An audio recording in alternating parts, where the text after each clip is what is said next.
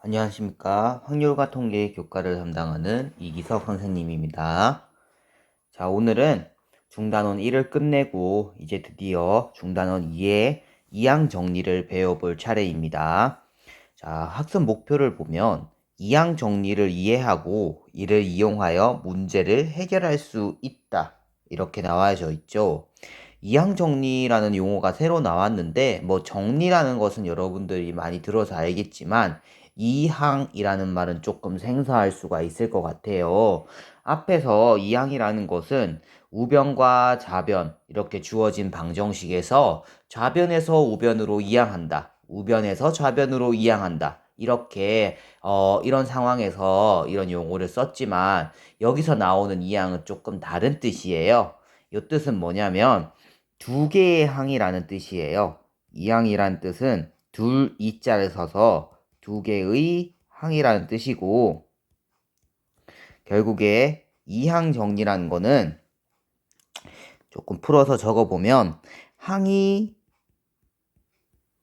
두 개 밖에 항이 두 개인 거듭제곱을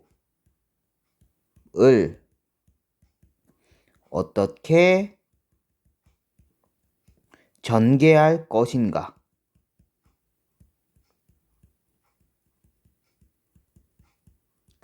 이항 정리는 항이 두 개인 거듭제곱을 어떻게 전개할 것인가에 대한 물음에 대한 답을 찾는 것이라고 할 수 있습니다.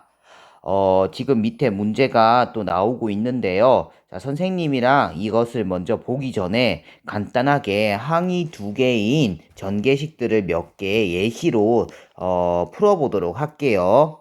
먼저 여러분들이 가장 잘 알고 있는 완전제곱식 있죠. a 플러스 b의 제곱.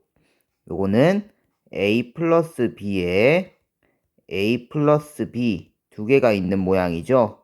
그리고 요거를 전개를 하면 a 제곱 이렇게 만나는 거로 생각을 해봐도 되지만 여러분들 이항 정리에서는 이 ab 중에서 a가 a, a가 b, b가 a, b가 b로 만나는 경우들을 다 적을 수 있는 거죠. a제곱 더하기 ab 더하기 ba 더하기 b제곱.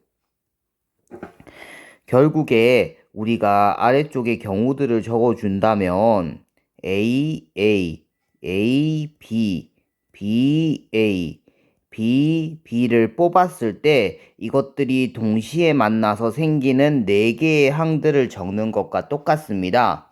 우리 앞에서 지난 시간에 배운 중복 조합에서도 항의 개수를 찾을 때 이 A, B 두 문자 중에 하나를 뽑았었고 괄호 안에 있는 이 두 문자 A, B 있죠. 하나를 뽑은 거고 두 번째 괄호 안에 있는 A, B 중에서도 하나를 뽑아서 두 개를 이렇게 두 개가 만나서 생긴 항들을 모두 생각을 했을 때 개수가 나온다라고 했어요. 근데 이항 정리에서는 개수가 중요한 것은 아니고 이 전체를 어떻게 전개할 수 있는지에 대한 그것들을 찾아보는 과정이라고 생각을 해주면 됩니다. 자, 그렇다면 이제는 앞에 있는 요 개수들을 찾기 위해서 쌤이 조금 더 복잡한 식을 가지고 와 볼게요. a 플러스 b의 세제곱이에요. 요거는 a 플러스 b, a 플러스 b, a 플러스 b 이렇게 세 개를 적을 수가 있겠죠. 여기서 뽑을 수 있는 상황들을 한번 쌤이 다 적어 보도록 할게요. A, A, A 다음 A, A, B 그 다음 A, B, A 그 다음 B, A, A 그 다음 또 어떤 게 있을까요? A, B, B 이런 것도 있겠죠.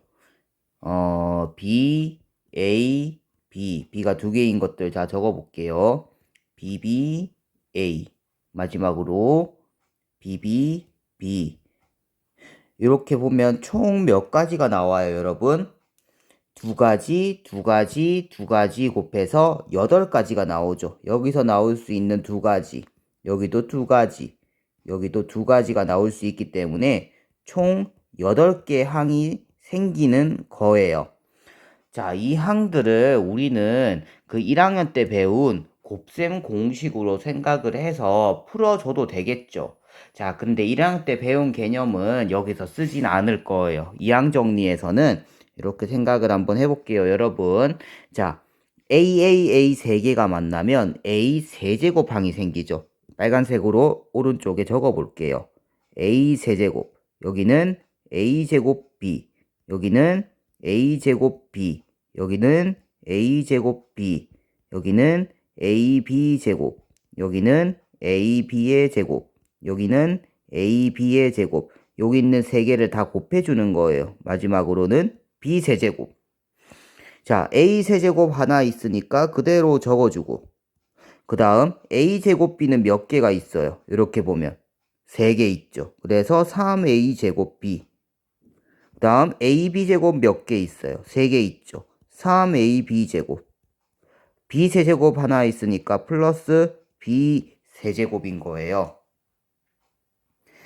이 공식은 여러분들 익숙하죠? 곱셈 공식에서 이렇게 공식으로 바로 암기를 해서 문제 풀었던 1학년 때 기억이 있을 거예요. 자, 이제 중요한 것은 무엇이냐면 여기에 왜 이렇게 3, 3이 되고 B세제곱과 A세제곱의 개수는 지금 1이죠. 생략되어 있긴 하지만 왜 개수가 1이 되냐? 이 개수들에 조금 주의 깊게 한번 생각을 해볼게요. B를 기준으로 본다면 A세제곱은 이 괄호 안에서 B가 몇 번 나왔다라고 할 수 있겠어요. A세제곱이란 게 나왔다면 B는 뽑힐 수가 없겠죠.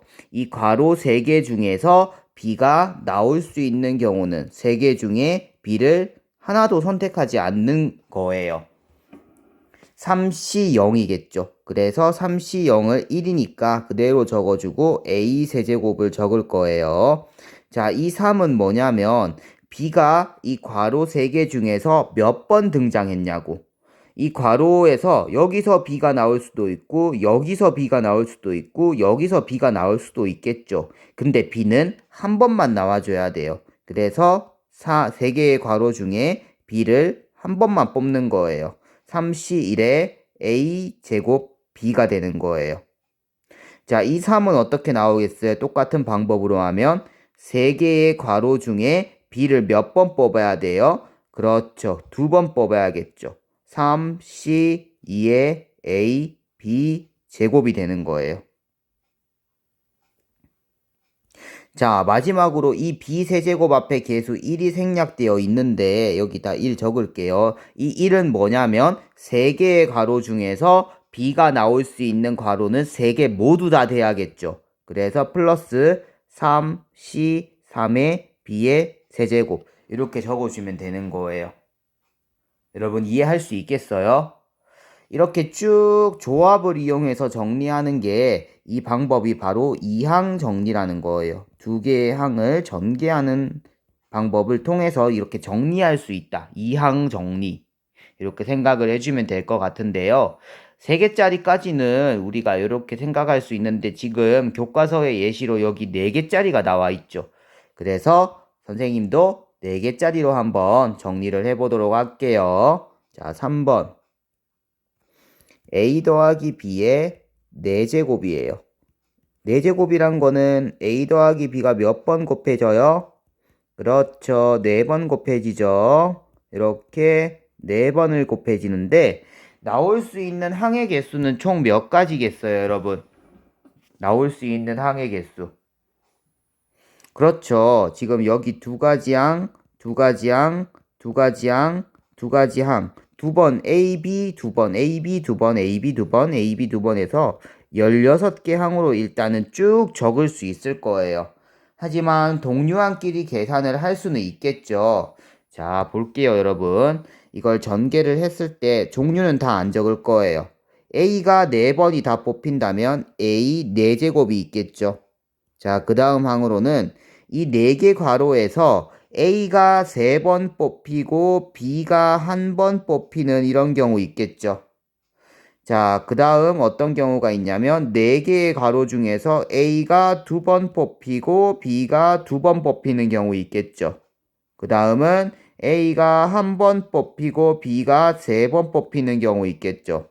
마지막으로 4개의 괄호 중에서 모두 B가 나오는 경우 B의 4제곱인 경우가 있을 거예요.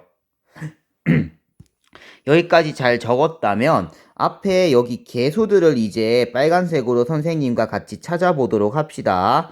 개수를 찾을 때에는 A가 4번 나와야 되기 때문에 이 4개의 괄호 중에서 기준은 B로 두도록 할 거예요. B는 몇 번 나와야겠어요? 그렇죠. 하나도 나오면 안 되죠. 그래서 4, C, 0이 되는 거예요. 그러면 두 번째 거는 4개의 괄호 중에 B가 나오는 괄호 1개를 뽑는 것. 4개의 괄호 중에 B가 나오는 괄호 2개를 뽑는 것. 4개의 괄호 중에 B가 나오는 괄호 3개를 뽑는 것. 4개의 괄호 중에 B가 나오는 괄호 4개를 뽑는 것. 이렇게 개수들을 정리를 해줄 수가 있어요. 자, 오른쪽에 예시 바로 보세요. 여기서는 어떤 항을 찾고 있냐면 A 세제곱 B라는 항을 찾고 있죠. 즉 4개의 괄호 중에 B는 한 번 나와야 되기 때문에 이 개수를 어떻게 표현할 수 있냐면 4개의 괄호 중에 B를 한 번 뽑는다. 4C1로 표현할 수 있겠죠. 요게 바로 어디로 가요? 여기에 있겠죠. 요 예시라고 할 수 있습니다. 이 4개의 괄호 중에 B가 한 번 나오는 경우는 마지막에 나올 수도 있고 3번째에 나올 수도 있고 2번째에 나올 수도 있고 첫 번째에 나올 수도 있다는 거예요. 이런 식으로 이항 정리를 기억하고 있다면 여러분들 어렵지 않게 모든 2개의 항들을 다 정리를 해줄 수가 있을 거예요. 자, 여기까지 정리해봤는데 교과서 여기 밑에 내용들은 다 했는데 개념 열기 한번 가보도록 할게요. 자, 다항식 1 플러스 x 세제곱의 전개식에 대하여 다음 두 학생의 물음에 각각 답하시오라고 되어 있죠. 여러분들 이거를 우리 고등학교 1학년 때 방법으로 전개 한번 해볼게요. 이거 전개하면 1 플러스 3a제곱 b니까 3x 플러스 3x제곱 플러스 x 세제곱으로 이렇게 전개를 할 수 있을 거예요. 자, 그런데 이렇게 전개를 해서 끝날 게 아니라 우리는 이거는 암기에 의한 전개고 이항 정리에 의한 전개도 한번 해볼 예정이에요. 한번 볼게요. 어떻게 볼 거냐면 1 플러스 x의 세제곱은 1 플러스 x, 1 플러스 x, 1 플러스 x 이렇게 3개가 곱해지게 되겠죠. 나올 수 있는 항들은 어떤 게 있는지 볼게요. xxx를 뽑을 수 있는 경우 x 세제곱이 나오겠죠. 이 괄호 3개 중에서 x가 2번 나오면 x제곱이 나오겠죠.